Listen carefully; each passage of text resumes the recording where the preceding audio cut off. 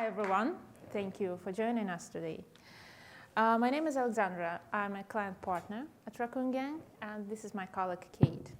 And we're going to discuss today ways of making online education journey engaging for modern students who just happen to be Generation Z and Generation Alpha. So there is this theory that each 10, 15 something years, our world changes dramatically enough to consider each new generation having a unique traits and passions and behaviors compared to the previous ones. And this is exactly the case.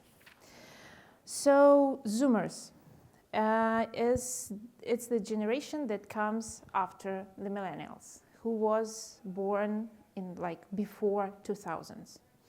And unlike millennials, a good example of which is myself, Zoomers already get used to have all of the knowledge of the world just at their fingertips.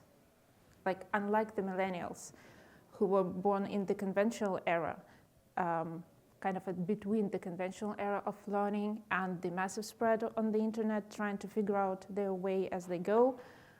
Zoomers, on the other hand, they pretty certain about what they want to do and what are their goals, and they use online learning, online technologies, and all the information they can get to achieve these goals.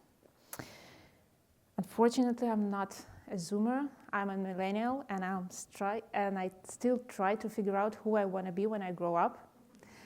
So I guess we're lucky having Zoomers and Generation Alpha as our new online learners. Are you a millennial, Kate? I am also a millennial, but today we are not talking about us. Here today we are talking about Zoomers and we are talking about Generation Alpha. And probably I will be talking about the general things that you all know, but it is very important to make this summary of what we know about Zoomers, what we know about Generation Alpha, and what we can do with this information. Because only having the knowledge about the generation likes, dislikes, is not enough. We need to take an action with this information, and when you start developing the course, when you start developing the platform, you need to begin with the end in mind and to understand your audience. You need to understand how do they live, what are their values, and what do they expect from you to have an effective program to be successful. So there are particular patterns that we can talk about when talking about Zoomers. So Zoomers are digital natives. This is the first generation that was born with the access to the internet, tapping on the smartphones and playing on computers, and they use technology not as a tool. It is part of their everyday life. And there is a little to no separation between online and in-person experience. Zoomers socialize online. They rely on social media. They learn, watch, read, do everything online. Popular platforms can shift, but they still remain online. And Zoomers expect a personalized and on-demand experience because they live the life influenced by the algorithms that populate the content, offer the products and services. When they want to buy something, there is Amazon. When they want to watch something, there is Netflix. So as a result, they are very practical and they value the independence and self-reliance. That is why Zoomers would prefer going for online education, flipped classrooms, and blended experience rather than the conventional type of education with plain exams and tests. What do we know about them in numbers? Now they make up to 26% of the global population, and now they make 27% of the workforce by 2025. And yes, by 2050, they will make up to 30% of the global workforce. And what does this mean? This is a demographic group that is digitally native. They will have no problem with the digital market growth.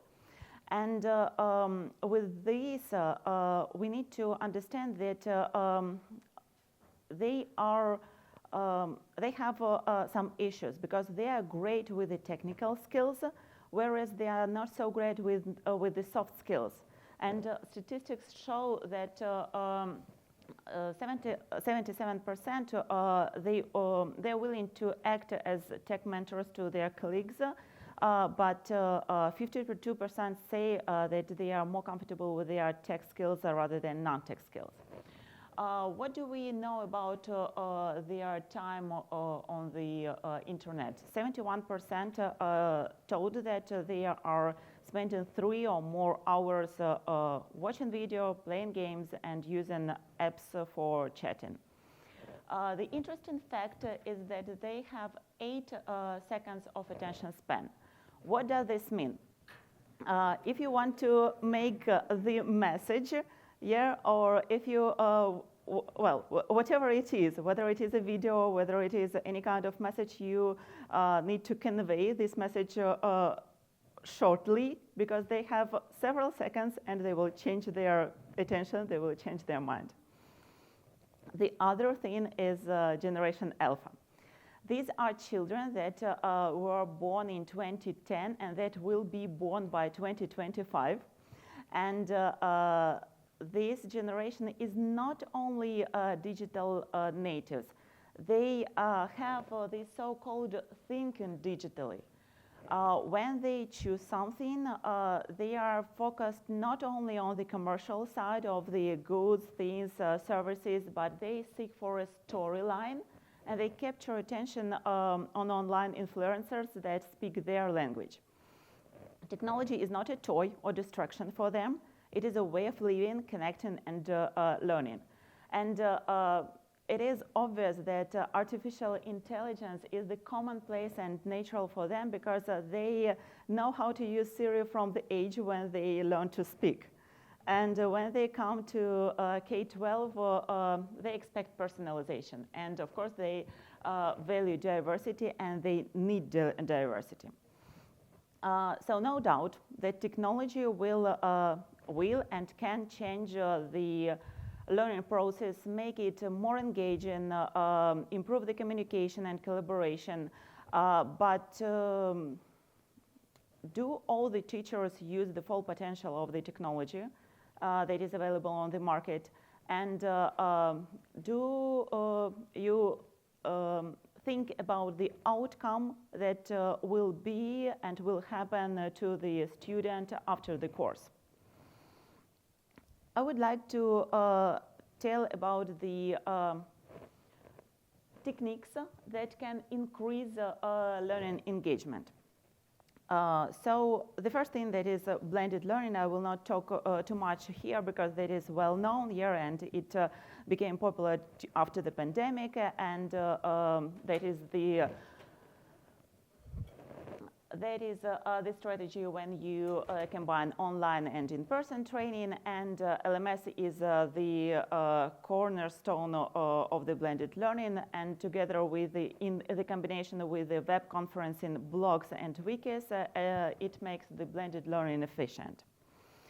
The other thing is micro-learning. This is the strategy of learning when you take the course and split it into separate units that are single topic in nature, and the duration of this course is no more than 5 minutes.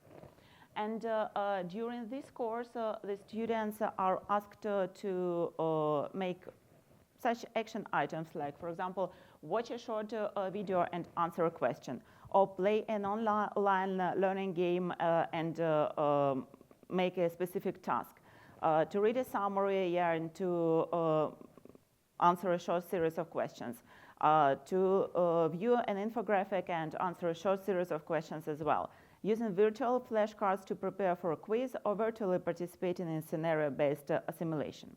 Microlearning is efficient when you need to reinforce or to make the retention. It is not efficient when you need to take the mastery of something broad, or if the course cannot be easily split into small units. For this purpose, we recommend the scenario-based learning. That is the strategy of building the course where the user define their path depending on the answers or depending on the outcomes of what they did previously. And there are 5 C's. Instructional designers agree to the 5 C's of the scenario-based learning. First thing, you introduce the context. That is the situation and environment of that is the overview. Yeah, what the student will have and what is he expected to do.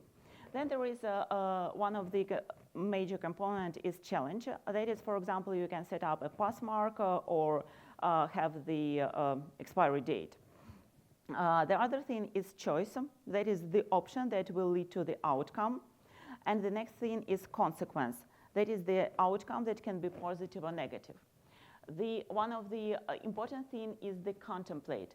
You need to give the feedback because the student needs to understand, well, you need to understand whether the student have problems, have issues where he got stuck, or whether he needs the support or guidance, or he's doing well and there is no need to make changes.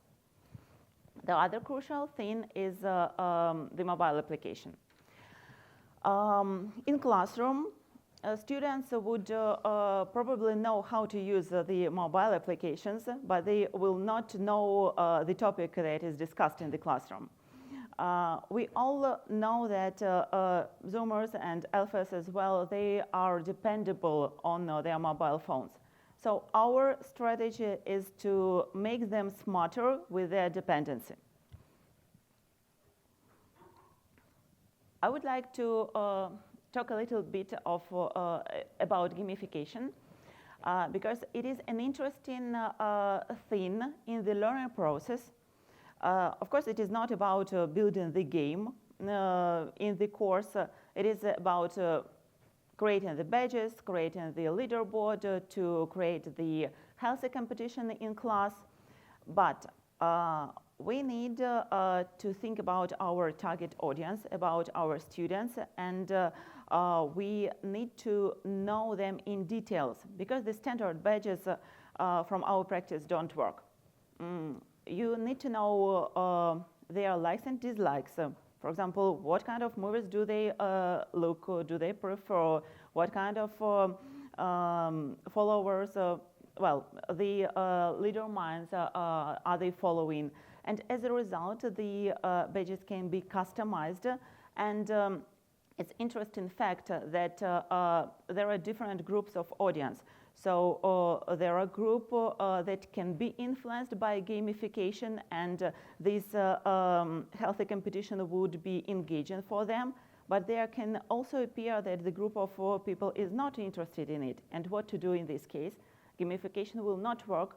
So we need to understand what works for a particular group of people.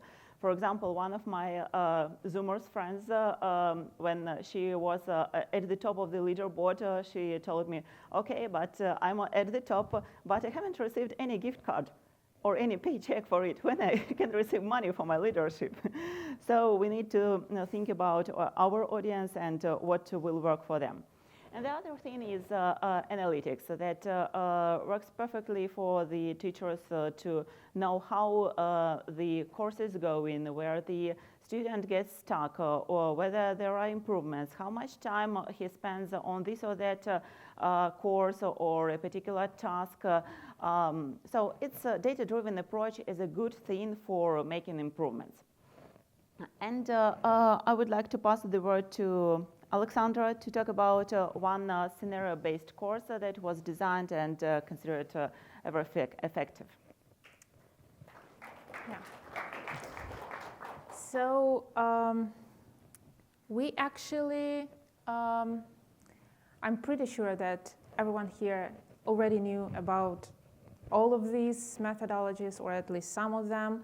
And we were actually really curious to know which one works better. So we decided to put that on test with OpenEdX, using OpenEdX LMS and instruments it provides.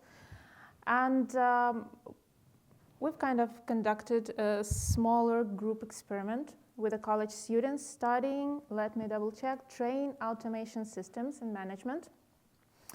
And so we've tried to introduce these methodologies like microlearning, then like blended experience, then interactivity.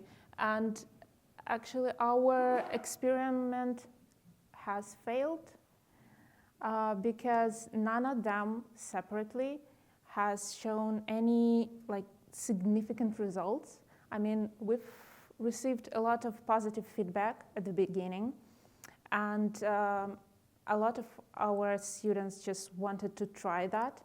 But at the end, nothing has increased significantly, not the amount of drop-offs, not the grades, neither the completion rate. So actually at the end of the experiment, we've built up a team with course professors to create an online course that combines pretty much all of these techniques at the same time. And I know that creating like a proper scenario-based learning module, it takes a lot of resources, subject matter expert, as well as proper micro-learning or blended learning. So we've tried to do that using as less of professors' time as possible. And that actually gave us much better results. So what we've done, we've divided all of the courses into smaller sections. So the course itself contained a couple of subsections, meaning these are the major topics, learning modules. And each of them contained also a smaller topic for a student to like consume in a smaller amount of time. At the beginning, we gave them a bit of information, assuming the fact that they also have like other resources to explore. They have like previous lectures, they have like books to learn. We gave them a bit of the content, and then we checked their knowledge.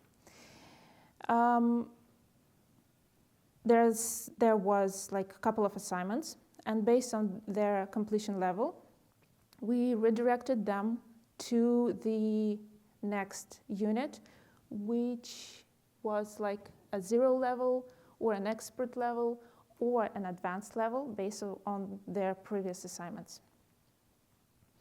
This helped us not only to like assess the student's knowledge at the very early stage, but also if we saw that a student is already pretty certain in the topic, we did not force him to keep learning, to watch that videos, to read all of those articles. I mean, he could go back if he want to. There's a redirection button there always, but he's not forced to consume all that content if he already knows it.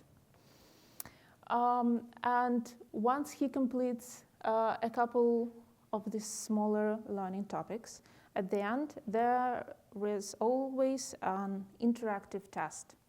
This is a place where we tried to provide a scenario-based learning experience. We realized that all of these branching scenarios can be really overwhelming experience for instructor and for a student as well. And that's why we just use that for a test type of situation at the end. We also made sure that within that test, student is put in the situation which is like close to his real life or like his future work. And we wanted to provide him a background story and also to see how he can use this knowledge that he just received during his learning journey. So I actually have a quick example of this course. We also working on the same type of course for general cybersecurity, and I'm going to use that because, like, to be honest, train automation systems looks scary to me.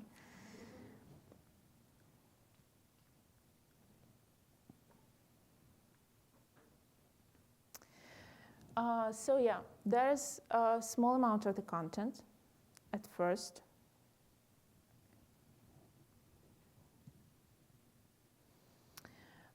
We also made sure that all of the content is provided in multiple ways. So student can either read the text or watch the video, like just in case he doesn't love to read.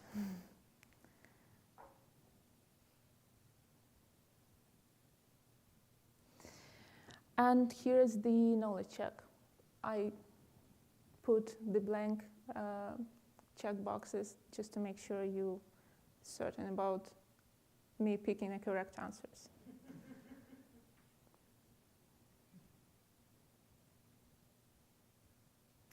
And this one is a success case. So earning 100% of points, student got redirected to the next level. But if you saw, there's also a button to go check the content. So there's an expert unit, and we start from the beginning. Yep.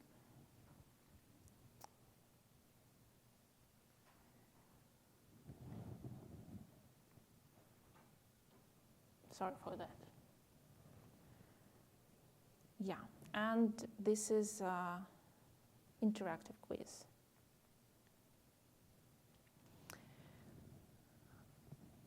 Almost every time, student is either already put in the situation or can create one himself. And this one is a situation when you, at your workplace, have to deal with a suspicious email. The next part of the situation depends on the answers that student gives previously.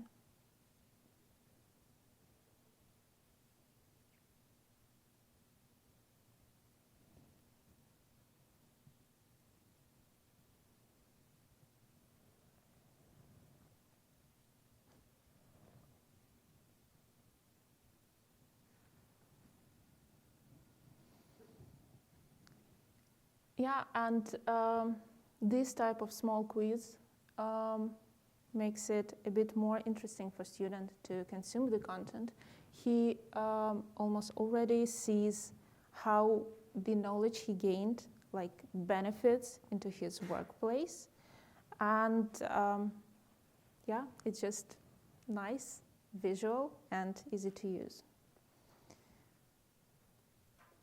Okay, so actually this type of learning course gave us much better results. The overall increase in the grade level was 67%, and our professors told us that before they go online, only about 1, 2, 3 students in a year could complete the course with like A grades, but now they were actually interesting. What's going next? What's going to be in the next module? What's going to be in the next topic? And that ended up serving a good purpose for them.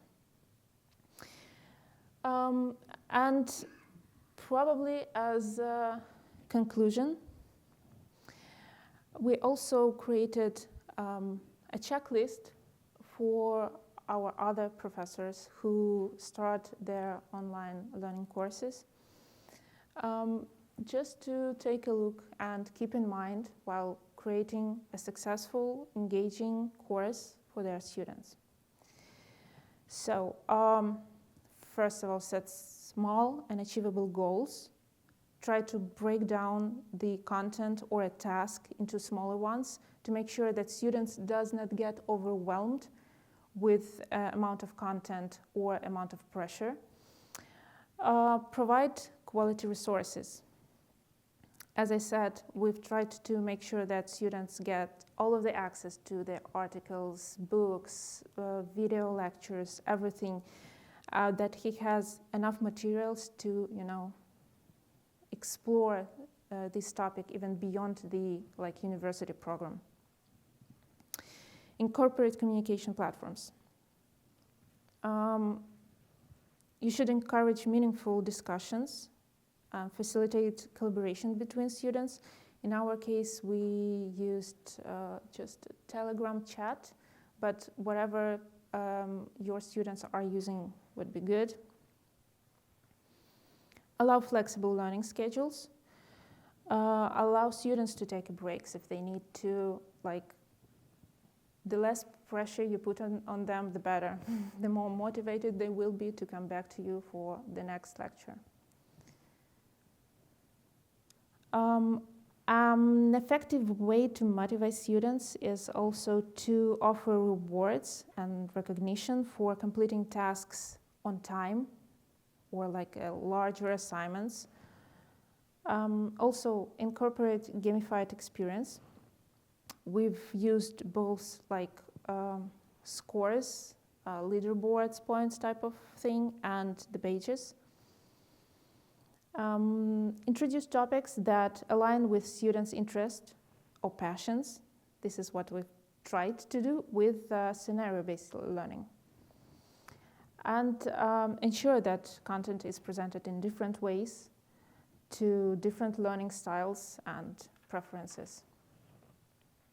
And based on our experience, it was a pretty small group of students. But based on our experience, all of these methods are not only working, but they actually does not consume as much time of professors as if you go for proper scenario or for a proper micro experience. And this is a small research. If you want to participate or give us your feedback, we would love you to join us. And here's a link to this presentation, just in case you need that checklist. Thank you, and we're ready for your questions.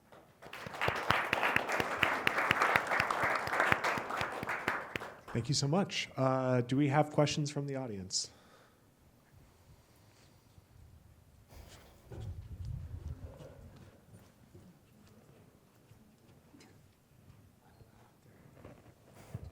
Sorry to make you run. You both mentioned gamification and how it can work if you are able to align it with student interests. And that seems like the hard part. Do you have an example of gamification working, or how you would approach it if you were going to give it 100% energy? In our case, we were given a pages a small parts of the larger machine, and they had to combine the whole train or something, and that was pretty easy. I mean, these students are there for trains. Everybody loves trains. This case was pretty easy for us. But yeah, that's a good point. That's a thing to consider, and this is where you as a course creator should know your audience really good. Thank you for a very nice presentation. I was wondering if you can elaborate on the leaderboard case you mentioned. So when you have a leaderboard set up, I'm inclined to think that only the most motivated will study the most and then use that leaderboard to gain recognition, and that might discourage the masses. You know, an average student go, well, I don't want to be seen to be the last on the leaderboard, so that's something I'm going to stay away from. Whereas our interest is to education, trying to reach the masses. Yeah. So this is the case of like university students. So they're pretty much still aware of who's the best learner, who gets the A grades and who's not. So we were not that concerned about this. But at the same time, like, we did not emphasize the leaderboard. The professor did not mention that as like, you have 500 points, so good for you, let's all clap for Alice. No, it was just there because, as you mentioned, some of the people really like to be the first. And for ones who's not, just they cannot touch the leaderboard, do not watch their, like, no one pressures them. It was never mentioned in the records, so. I would like to also to add that a very efficient way is to make the connection of the badges and the results of the leaderboard with the social media, because in the end, everybody is interested in getting the first job or to have the upgrade in their job. And when the future employer see on LinkedIn what kind of badge this or that student received and what are the number of skills under this badge, how many hours he participated in this or that work, that may give the benefit to the student.